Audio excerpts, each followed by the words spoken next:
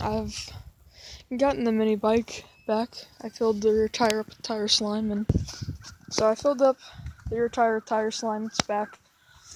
I've owned this for basically a year now. The only real modifications I've done to it was add a clown horn and bypass the governor. Other than that, that's pretty much it. Oh yeah, I also forgot about some holes I drilled into the back of the airbox. Other than that, it's pretty much stock. This is pretty much your ordinary mini bike. It's 80 cc's, which is 2.5 horsepower, made by Moto. For what it is, it's actually pretty good. It's $300 at a Walmart. It's one of the bikes you can just buy, take it out of a box. All you really have to do is put on handlebars, add gas and oil, and that's it. We got it with the front tire, but if you buy it from like a website, you'll probably have to put on the front tire yourself. It's pretty good on gas, actually.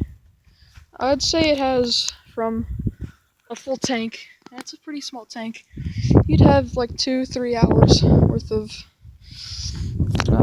time to drive this. It only has one brake. It is a rear disc brake. It's an okay brake. It's worn down a little bit because I've been using it an awful lot. But when you first get the bike, it's actually a really good brake. I forgot what I was gonna say. Okay. So this right here is the brake.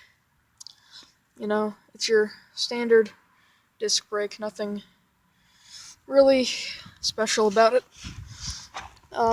And since it's a mini bike, it has wider tires than a usual bike, like a pit bike or a dirt bike, which means it's kind of a bit harder to maneuver on it, but it's easier to balance on it, because normally these are made for newer riders, and they'd have wider tires, so they could balance easier on it.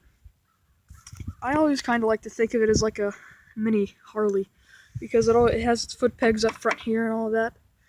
Has its leather seat, which is actually pretty comfortable. The worst part about it is that it has no shocks at all. Nothing in the rear, nothing in the front. But for $300, it's really good. The original fuel line had some leaking issues, so eventually I had to replace it, because it was leaking right here where it connects to the carburetor. And what's unfortunate about it is that your fuel switch is attached to the carburetor, so you can't cut it off here or anywhere near here. So that sucks, because anytime you're going to be doing maintenance to the fuel line, the gas can, or the carburetor, you're going to end up having to lose all your gas or find a certain way to catch it all. This right here is your fuel lever, though. There's a little sticker up here that's located kind of far away from it. So it has off and on. That's off right there. And then on. It's on. So you have your choke back here. It's this little switch right here. So run is obviously for when you're starting up, from when it's warm or you're about to ride it. Start is for when it's cold and you're starting it up. You don't need to put it on start every time you start it. You just have to make sure the engine's warm, and then you can put it on run and start it up just fine like that.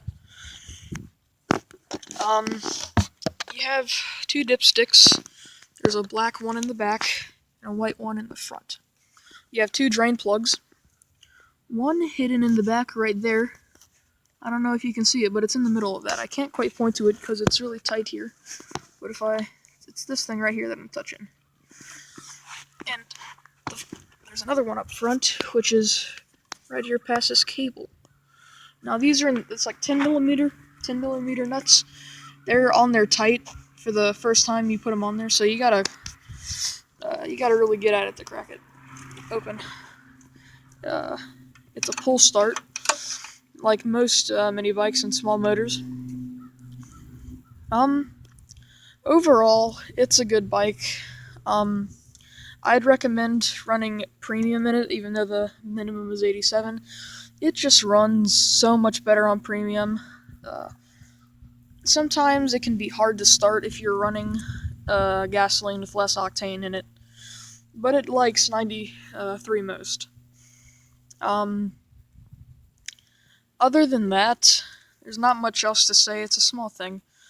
It's it's pretty much held up pretty well with me on it. I mean, it says it's an off-road vehicle, and I know they just have to put it on there because it's not street legal.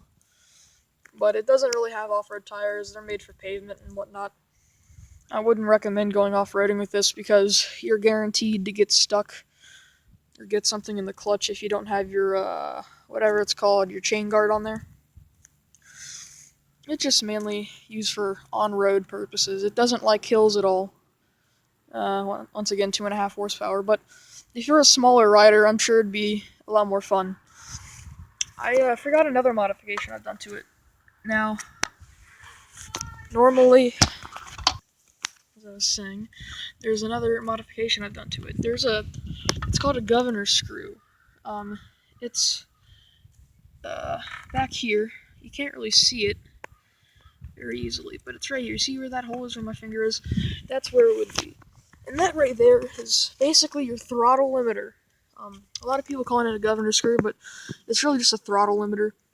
And there's a screw that comes in contact with a little metal bit in here that prevents you from twisting the throttle more than a certain amount. So normally you can limit the speed you want to go. What I did, I took the screw out completely. And really, it doesn't necessarily limit the speed, per se. It more or less limits the acceleration. Because it's really weird. I don't know what it is. I don't quite get it. I don't want to have to explain it. There's a lot of technical stuff. But since this is a governed motor, it's really weird. The throttle is like the complete opposite of sensitive. You have to turn it a good amount. Like this right here, if it was on, it wouldn't really do anything. Because there's a bunch of stuff it has to go through because of the governor in order to enable and disable it. Instead of just the line going from here through here to the carb, what you could do is like replace the throttle cable and connect it to the carb just right there and make it a lot more responsive.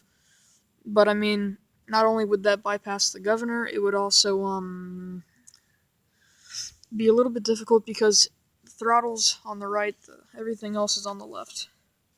But the governor arm is this little thing right here. You can see where the governor arm is the carburetor. If I can move the choke out of the way, maybe you'll be able to see it. You see? That's how it works right there when you twist the throttle. I mean, other than that, that's it.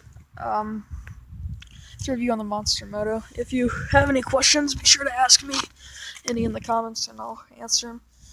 Because, I mean, I'm not thinking of everything I could say right now. Oh, yeah. One thing that's important, get new grips for these. Stock grips are horrible. They hurt. They're made out of hard plastic, which hurt your hand if you're not used to them. And normally you're not really used to having hard grips. That's it. See you guys later.